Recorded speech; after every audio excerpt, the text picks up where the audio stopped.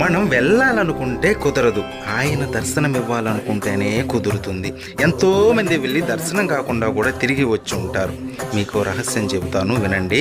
ఆయన మనకి దర్శనం ఇవ్వాలనే సూచనలు మనకి పంపుతాడు. ఎలా అంటే నిద్రపోతున్నప్పుడు కలలో కనపడడం, తరచూ శ్రీవారి గురించి విషయాలు మన చెవిన పడడం, లేదా ఎవరైనా తిరుమలకు పిలవడం. ఈ విధమైన సంకేతాలు కనబడితే వెంటనే బయలుదేరండి కొండకి.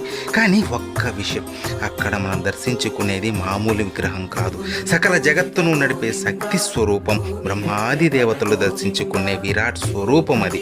విగ్రహ రూపంలో కనిపించి భ్రమింపజేసే శ్రీవారి రూపం అది. చక్రవర్తులు, సామంతులు ఆయన దర్శనం కోసం బంగారు వాకిలి ముందు పడిగాపులు కాశారు. అటువంటి స్వామి దర్శనం పూర్వజన్మ సుకృతం. ఇలాంటి ఎన్నో వీడియోలు మన ఛానల్లో ఉన్నాయి. సబ్స్క్రైబ్ చేసుకొని వాటన్నిటినీ వినండి. శ్రీవారి దర్శనం మీరు ఎన్నిసార్లు చేసుకున్నారో కామెంట్ చేయండి. ఓం నమో వెంకటేశాయ.